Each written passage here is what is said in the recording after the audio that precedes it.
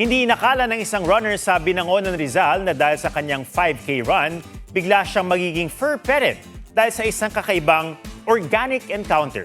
Usuan na yan sa report ni Oscar Oida. Ngayong karamihan ay nasa running era na. Uso na rin ang may running body. Pero ang runner na si Yel, kakaiba ang nakasama sa kanyang 5-kilometer run. Inisip ni Yel, baka nagkataon lang. Pero nang subukan niyang umiwas at magtago, sinusundan talaga siya nito.